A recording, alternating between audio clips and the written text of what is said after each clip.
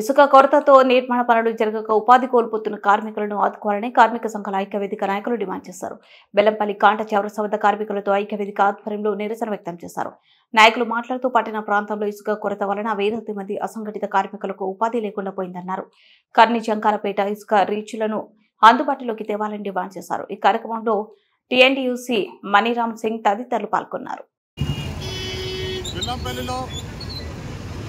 వందలాది మంది కార్మికులు, భవన నిర్మాణ కార్మికులు రోజు ఈ చుట్టుపక్కల ఉన్నటువంటి పల్లెటూళ్ళ నుండి వచ్చి ఇక్కడ ఈ భవన నిర్మాణ కార్మికులు రోజు వాళ్ళు కూలి వారీగా పనిచేసుకుంటూ ఉంటున్నారు, జీవనం గడుపుతూ ఉన్నారు.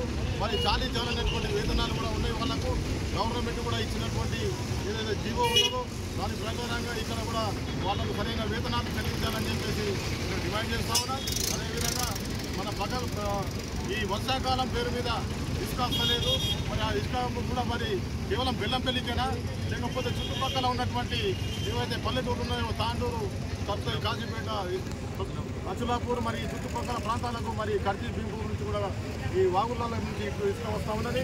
మరి ఇక్కడ బెల్లంపల్లికి కేవలం రాకపోవడం వల్ల ఇప్పుడు ఉన్నటువంటి భవన నిర్మాణ కార్మికులు మరి కూలీలు కూడా మేస్త్రీలు కూడా ఈరోజు రోడ్డు పడేటువంటి అవకాశం వచ్చింది. కాబట్టి ప్రభుత్వం యొక్క స్కీములు మరి అవి ఇచ్చుకుంటూ వాళ్ళకు వెసులుబాటు లేదు.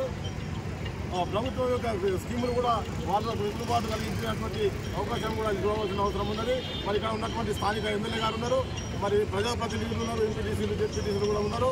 మరి వాళ్ళందరూ కూడా ఈ భవన నిర్మాణ కార్మికుల యొక్క జీవనోపాధి మీద, స్థితిగతుల మీద కూడా వాళ్ళు ఒక ఆలోచన చేసి మరి ఇసుకనైనా కానీ ఇప్పటికైనా కానీ రిలీజ్ చేస్తే వాళ్ళ యొక్క పనులు అంటే వాళ్ళ యొక్క జీవితాలు గడుపుకునేటువంటి కుటుంబాలను పోషించుకునేటువంటి పరిస్థితి ఉంటుంది. కాబట్టి మేము తెలుగుదేశం పార్టీ నుంచి మరి అన్ని జేఏసీ పార్టీ తరఫు నుంచి కూడా మేము డిమాండ్ చేస్తూ ఉన్నాం.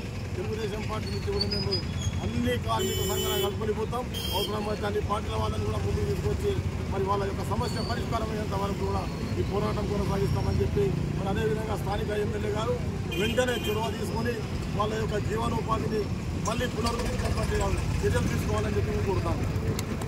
మరి వాళ్ళకు ఉపాధి అవకాశాలు దొరుకుతాయనే చిత్తశుద్ధి లేదు.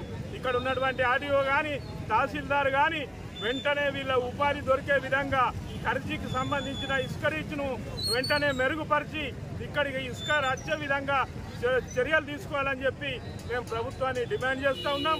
ఎమ్మెల్యే గారు తక్షణం మీరు చర్యలు తీసుకొని ఒక్కసారి కర్జీ ఏదైతే వాగు ఇసుక వచ్చే అటువంటి వాగున్నదో దాన్ని